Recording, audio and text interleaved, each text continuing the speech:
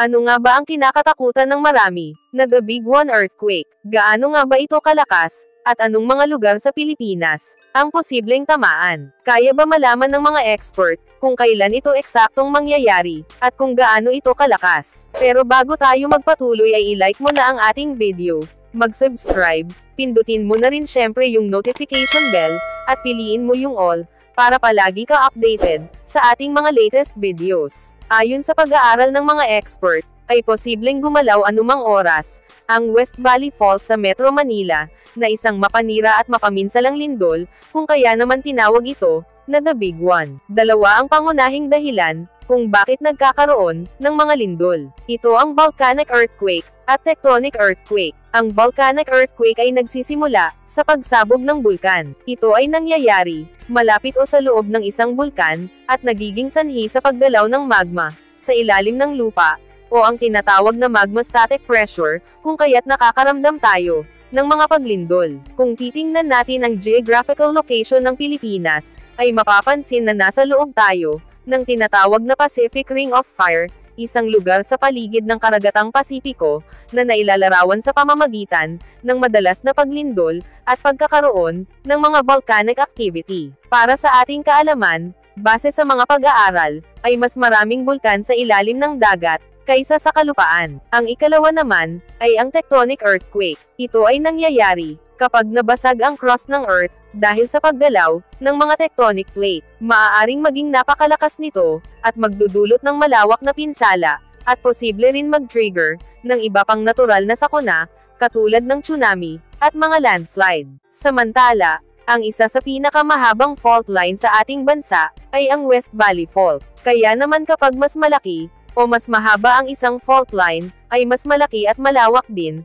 ang maaaring maging pinsala nito. Sa oras na ito, ay gumalaw. Ang pinapangambahan na West Valley Fault, ay ang The Big One, na di umano ay may 7.2 magnitude earthquake, ang lakas. Ayon sa PHIVOLCS, o Philippine Institute of Volcanology and Seismology, kung sakaling gumalaw ang West Valley Fault, na nagsisimula sa taas ng Sierra Madre, pababa ng Laguna City, kung saan madadaanan ang eastern side ng Quezon City, western side ng Marikina City, western part ng Pasig City, eastern part ng Makati City, at mga bahagi ng Taguig City, at Muntinlupa City. Maaaring 7.2 magnitude na lindol ang posibleng maranasan ng mga taong naninirahan sa mga nabanggit na lugar. Hindi katulad ng mga dumadating na bagyo, ang lindol ay hindi forecasted, o hindi kayang mapredict kung kailan ito darating, o magaganap anumang oras. Pero ganon pa man, ay pwede umanong tansyahin ang lakas ng lindol, na pwedeng tumama sa isang lugar,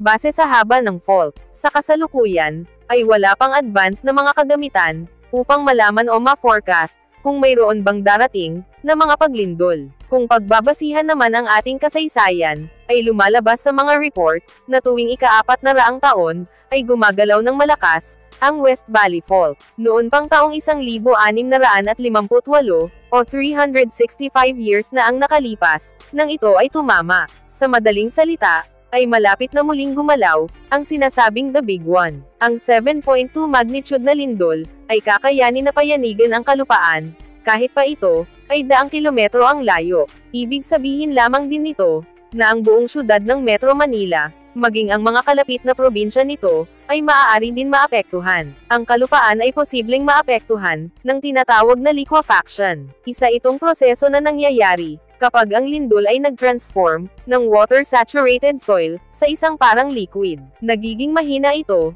na maaaring makapabagsak ng mga kabahayan, mga gusali, at maging mga sementado man na mga daanan. Ang mga lugar naman na malapit sa mga katubigan, kagaya ng dagat, ilog at iba pang anyong tubig, katulad ng Marikina Valley, hanggang pababang Manila Bay, at lahat ng mga coastal city sa Maynila, ay maaaring magkaroon ng tsunami. Sinabi na nga noon ng PHIVOLCS, na ang sinasabing The Big One earthquake, ay maaaring tumama sa Metro Manila, at mga kalapit na lugar nito, sa anumang oras. Sa lakas nga nitong 7.2 magnitude, ay kaya di umano nito makapag-iwan, ng tinatayang nasa 100,000 na kataong sugatan, o kaya rin kumitil ng buhay, ng nasa 34,000 katao. Samantala, marami na rin malalakas na mga lindol, ang tumama sa Pilipinas. Isa na nga dito, ay noong October 15, 2013, nang tumama sa syudad ng Bohol ang lindol, o ang Bohol earthquake. Sa hindi inaasahang pagkakataon,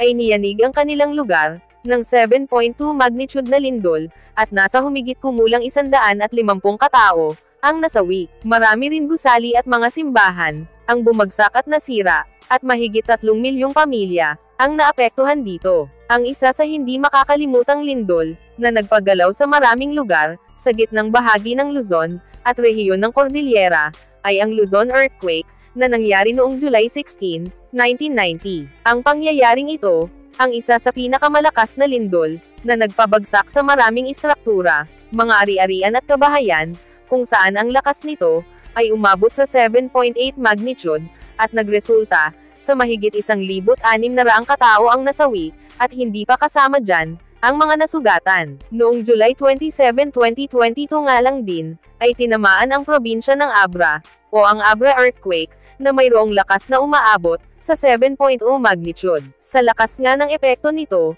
ay naramdaman ito sa Metro Manila, kung saan 4 na katao ang nasawi, 60 katao naman ang sugatan, at nagdulot sa pagkasira ng mga istruktura, at pagguho ng mga establishment. Ang isa sa itinuturing, na pinakamapinsala at pinakamatinding lindol, na pagyanig sa Pilipinas, lalo na sa kanlurang bahagi ng Mindanao, ay ang Moro Gulf earthquake na nangyari, noong 1976. Bukod kasi sa lindol, ay dito naganap ang pinakamatinding tsunami, na nangyari sa Pilipinas. Ayon sa mga report, ay maraming tao ang nasawi dito, at naganap pa ito sa kalagitnaan ng gabi, noong August 1976, kung saan mahigit 7.9 magnitude, ang lakas ng lindol. Kaya naman hindi ito basta makakalimutan, lalo na ang ating mga kababayan, na nakaranas nito. Umabot din kasi sa mahigit 8,000 casualties, at mahigit 40,000 katao, ang nawalan ng kabahayan at mga kabuhayan, na dulot ng lindol, at tsunami sa lugar. Sa kabila ng paghahanda ng ating gobyerno, sa mga ganitong uri ng sakuna,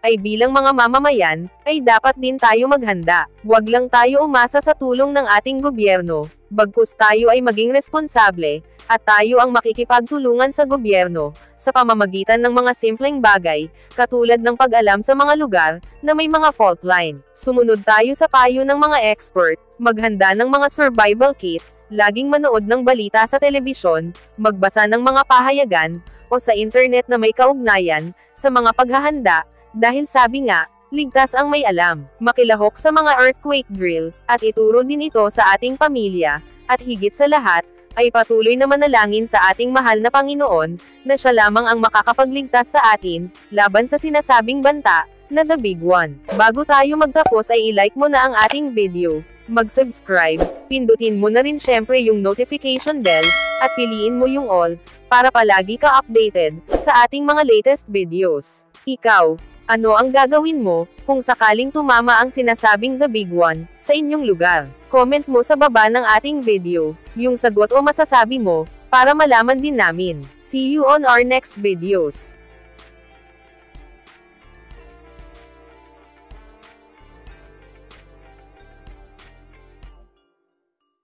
Mga nakakatakot na hula at prediksyon, ni Mamo Gloria Escoto, para sa taong 2025.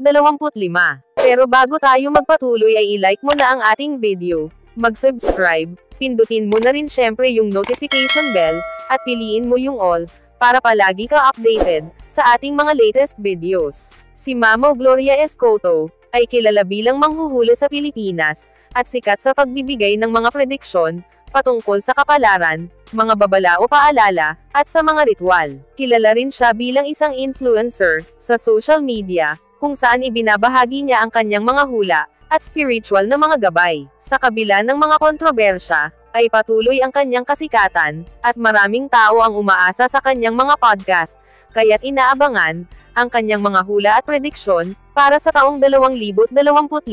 Kaya naman sa video na ito, ay malalaman natin, ang mga nakakabahalang hula ni Mamo, sa taong 2025.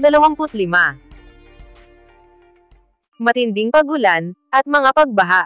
Ayon sa hula ni Mamo, ay mararanasan ng Pilipinas, ang malalakas na pagulan, na magdudulot ng matitindi, na mga pagbaha. Maaaring maapektuhan di umano ang Metro Manila, syudad ng Pampanga, at Bicol Region, ng malawakang pagbaha, at pagguho ng lupa. Maraming kabahayan ang malulubog sa tubig, at maaaring mawalan ng kuryente at tubig, ang mga lugar na maaapektuhan. Kaya naman ipinaalala ni Mamo, na maghanda ng emergency kits, at iwasan ang paninirahan, sa mga flood-prone area. Sinabi pa niya, na ang kapabayaan ng tao sa kalikasan, ang pangunahing dahilan ng mga pagbaha, kaya nararapat na baguhin ang ating kaugalian, sa pangangalaga ng kalikasan. Politika, babaeng babagsak. Ayon sa nakikitang prediksyon ni Mamo, ay may isang malaking political shake-up ang inaasahang magaganap, sa taong 2025.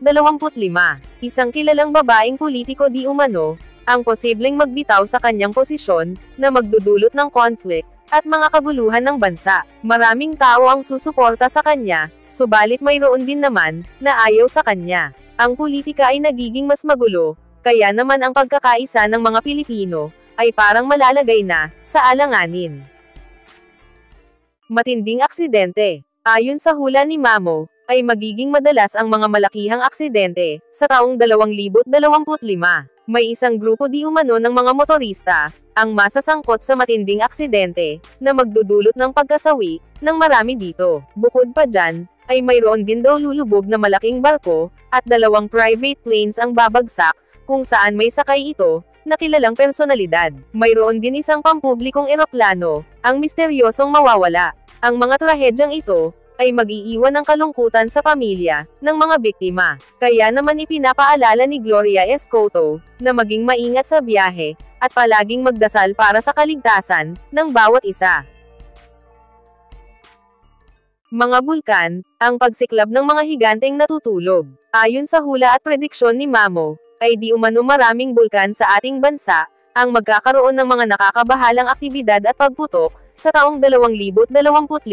Ang Babuyan Claro Volcano ay magpapakita ng aktibidad, ngunit hindi pa ito puputok. Ang Mount Banahaw na isang active complex volcano sa Luzon, ay magkakaroon lamang, ng minor activity. Habang ang Mount Biliran sa probinsya ng Biliran Leyte, at Didecos Volcano sa probinsya ng Cagayan, ay nananatiling tahimik. Mas seryoso naman ang banta, ng Mount Bulusan na isang stratovolcano sa Luzon Island, na posibleng pumutok, sa buwan ng Hunyo. Ang Mount Canlaon sa lalawigan ng Negros, na isang active andesitic stratovolcano, ay inaasahang puputok sa Abril, habang ang Mayon Volcano naman na isang active stratovolcano, sa probinsya ng Albay, ay magpapakita ng mga aktibidad, sa unang quarter ng taon. Maaaring magparamdam din ang Caguas Volcano, sa probinsya ng Cagayan, at Mount Hibok-Hibok na nasa probinsya, ng Camiguin Mindanao. Ang Taal Volcano sa probinsya ng Batangas, ay may posibilidad na pumutok sa mga buwan, ng Enero o Pebrero. Bagamat hindi pa sigurado ang Parker Volcano sa Mindanao, na isang aktibong bulkan, at Mount Iraya sa probinsya ng Batanes, na isa ring active stratovolcano, ay may posibleng magpakita, ng mga paggalaw. Samantala, ang ibang mga aktibong bulkan naman sa Pilipinas, katulad ng Mount Leonard na Isef, Mount Mushuan, Mount Matutom, at Mount Cabalian, ay nananatiling tahimik. Ang paalala ni Mamo, lalo na sa mga residenteng nakatira, na malapit sa mga aktibong bulkan, na maging handa at alerto, sa anumang posibleng mangyari. Matinding pag-init ng panahon. Ayon sa hula ni Mamo, ay makakaranas ang Pilipinas, at iba pang bahagi ng mundo, ng matinding init ng panahon, sa taong 2025.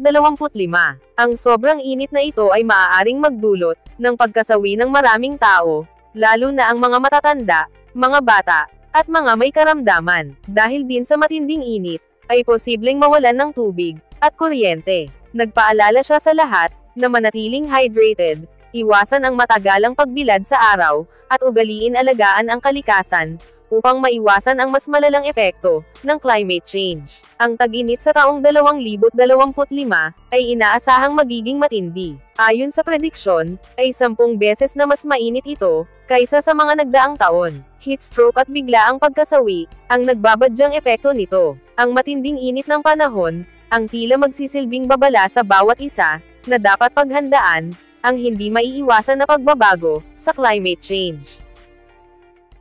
Pagsiklab ng gyera. Ayon sa nakikitang prediksyon ni Mamo, ay mas magiging matindi ang mga mangyayaring tensyon, sa iba't ibang bahagi ng mundo, at posibleng mauwi ito, sa madugong digmaan. Dahil dito, ay maraming Pilipino na nagtatrabaho sa ibang bansa, ang maaapektuhan, at libo-libong buhay, ang maaaring mawala. Isa sa mga lugar na binanggit niya, ay ang gitnang silangan, kung saan maaaring sumiklab ang labanan, sa pagitan ng malalaking bansa, dahil sa mga conflict. Pinapaalalahanan ni Mamo Gloria Escoto ang mga Pilipino, na palaging magdasal para sa kapayapaan, at maghanda sa epekto ng posibleng pagtaas, ng presyo ng langis, at iba pang pangunahing mga bilihin.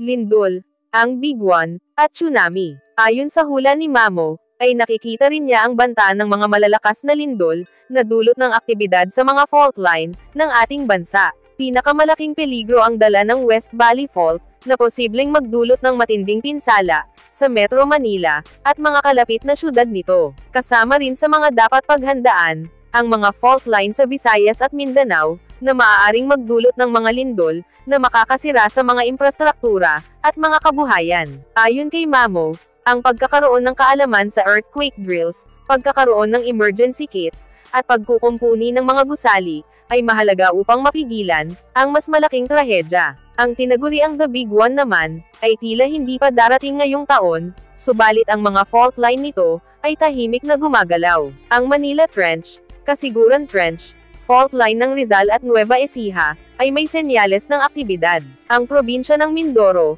ay mayroong nagtatagong bulkan sa ilalim nito, na posibleng magdulot ng sakuna, sa mga susunod na panahon. May posibilidad rin makaranas ang ating bansa, ng unang tsunami nito, sa modernong panahon. Kaya naman dapat alamin ng bawat Pilipino, kung nasaan ang mga fault line, sapagkat ang mga ito ay maaaring gumising, anumang oras o araw. Ang sitwasyon sa ekonomiya. Ayon sa prediksyon ni Mamo, ay hindi magiging maganda ang simula, ng ekonomiya ng Pilipinas, sa taong 2025. Maaaring bumagsak ito, dahil sa mga isyong politikal, at pandaigdigang epekto, o mga pagbabago. Maraming Pilipino ang maghahanap, ng mga oportunidad sa ibang bansa, ngunit bago matapos ang taong 2025, ay mayroong senyales, ng pagbangon. Ayon pa sa kanya, ay malaking hamon ang haharapin, ng ekonomiya ng Pilipinas, sa taong 2025.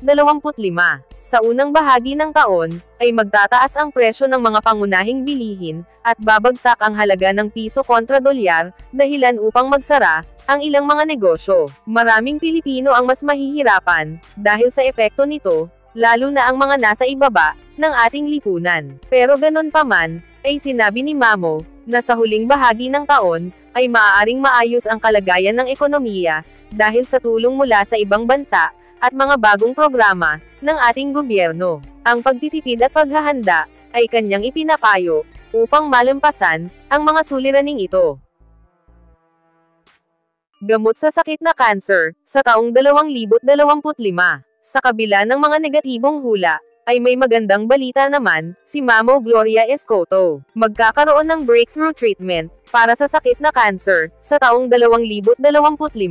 Ayon sa prediksyon ni Mamo, ang gamot ay magbibigay ng pag-asa, sa maraming pasyente. Kahit na mahal ang unang labas nito, pero inaasahang magiging abot kaya ito, sa paglipas ng panahon. Paalala niya na ipagpatuloy ang pananaliksik, at suporta sa medisina, dahil ang pag-unlad na ito, ay maaaring magligtas, ng maraming buhay. Bago tayo magtapos ay i-like mo na ang ating video, mag-subscribe, pindutin mo na rin syempre yung notification bell, at piliin mo yung all, para palagi ka updated, sa ating mga latest videos. Ang mga hula at prediksyon ni Mamo Gloria Escoto, ay mga babala at paalala sa atin, na karaniwang malawak at maaaring maganap, sa natural na takbo ng panahon, katulad ng mga bagyo, lindol, at mga aksidente. Ito ay mga pangyayaring hindi naman talaga nakakagulat, dahil likas na sa ating mundo, ang ganitong mga sakuna, o mga kaganapan. Pero ganun pa man, ang pagpapakalat ng ganitong mga impormasyon, ay posibleng magdulot ng takot o pag-aalala,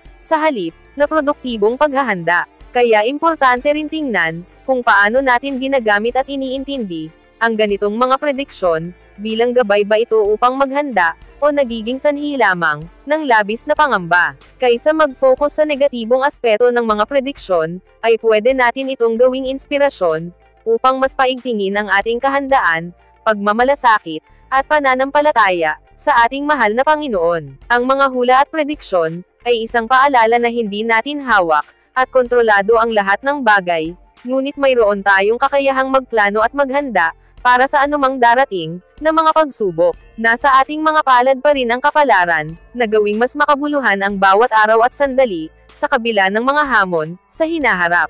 Ang taong 2025 ay taon ng mga pagsubok, ngunit maaari rin itong maging taon ng pag-asa kung tayo ay magtutulungan, magdadasal, at magiging handa. Ikaw, ano ang masasabi mo sa mga hula at prediksyon na ito ni Mamo Gloria Escoto? Magkatotoo kaya ang mga ito sa taong 2025?